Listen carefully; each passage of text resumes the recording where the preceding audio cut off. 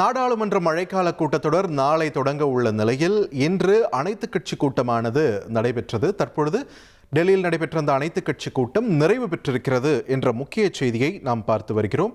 இந்த மழைக்கால கூட்டத்தொடர் எப்படி நடக்க இருக்கிறது, என்னென்ன விஷயங்கள் பிரதானமாக இதில் இடம்பெற இருக்கிறதுன்னு நிறைய எதிர்பார்ப்புகள் இருக்கக்கூடிய நிலையில் அனைத்து கட்சி கூட்டத்திற்கு அழைப்பானது விடுக்கப்பட்டிருந்தது.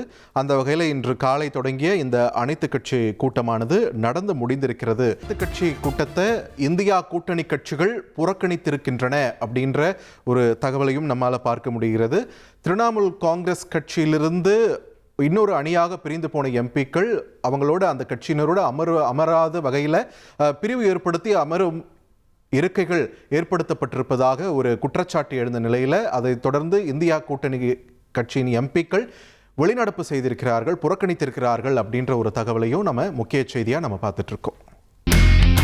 இனி செல்லும் இடமெல்லாம் செய்தி. தந்தி டிவியின் வாட்ஸ்அப் சேனலை ஃபாலோ பண்ணினா செல்ல இருக்கும் இடமெல்லாம் செய்தி. இதோ QR கோட் இப்பவே ஸ்கேன் பண்ணுங்க, ஃபாலோ பண்ணுங்க.